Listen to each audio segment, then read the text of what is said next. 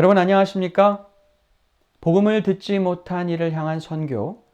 오늘은 그 다섯째 날, 반응이 엇갈리는 지점에 대해 함께 살펴보겠습니다. 기도하고 시작하겠습니다. 아버지 하나님, 오늘도 우리에게 주어진 복음 전도의 사명을 생각하게 하시고 복음의 씨앗을 뿌리는 자임을 깨닫게 하시니 감사합니다. 우리가 나누었던 복음의 결과가 어떠하든지 간에 낙심하지 않고 우리에게 주어진 복음 전도의 사명을 충실히 행하는 우리 모두가 되게 하여 주시옵소서. 우리가 뿌린 복음의 씨앗을 자라게 하시고 열매 맺게 하시는 성령의 역사하심을 믿게 하시고 어디서든 담대히 복음을 전하도록 우리를 도와 주시옵소서. 예수 그리스도의 이름으로 기도합니다. 아멘. 바울은 아테네 사람들에게 살아계신 하나님이 누구이신지 그리고 심판의 날과 부활에 대해 계속해서 설명하였습니다. 바울은 분명 그리스 학문과 문학에 대한 지식이 있었던 것으로 보입니다. 사도행전 17장 28절에 보면 바울은 시인들의 글을 인용하면서 듣는 사람들의 이해를 돕고 있습니다. 당시 아테네 사람들에게 익숙했던 문학적 내용을 인용하며 살아계신 하나님에 대해 이야기 나누었습니다. 바울은 이렇듯 복음을 효과적으로 전달하기 위해 아테네인들의 지식과 문학을 주의 복음 전도의 도구로 활용하였습니다.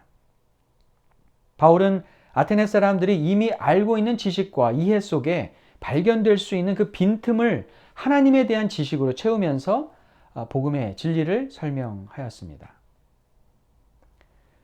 이와 같은 바울의 전도 방법을 우리 또한 활용할 수 있을 텐데요.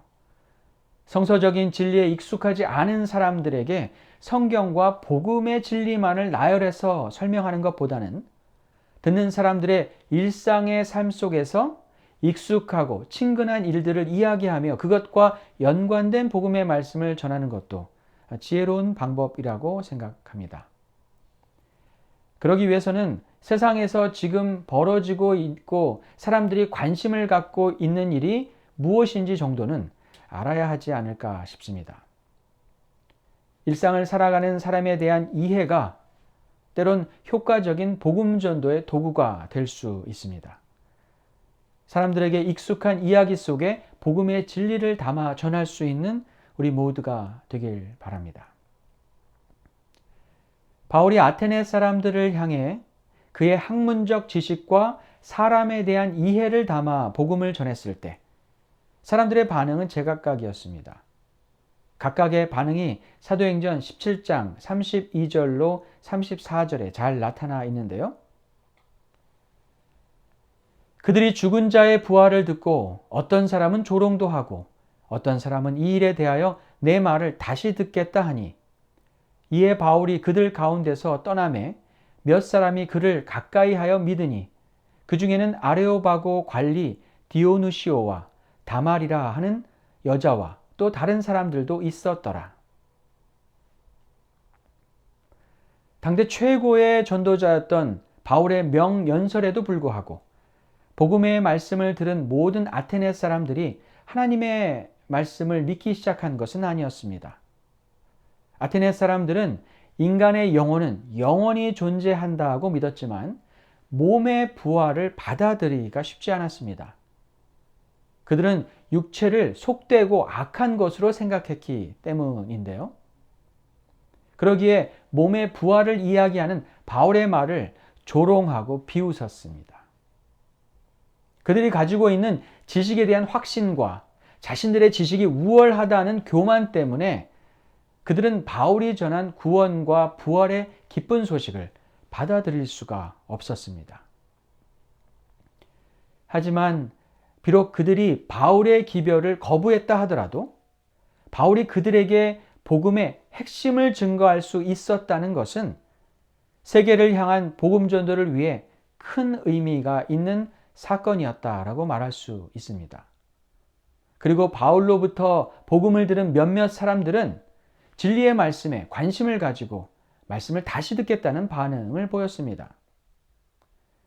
이들이 이후에 복음을 다시 들었는지 말씀을 받아들였는지는 기록되어 있지 않지만 분명 성령의 역사하심이 있었을 것으로 보입니다. 참신이 누구이신지, 살아계신 하나님이 누구인지, 주님이 인간에게 주신 구원과 부활이 무엇인지에 대해 바울은 최소한 그들에게 고민할 수 있는 기회를 주었습니다. 이것은 그들의 인생에 분명 의미 있는 일이었습니다. 또한 바울이 나눈 말씀에 대한 긍정적인 반응도 있었는데요. 바울을 가까이 하며 복음의 기별을 믿는 사람들도 있었습니다.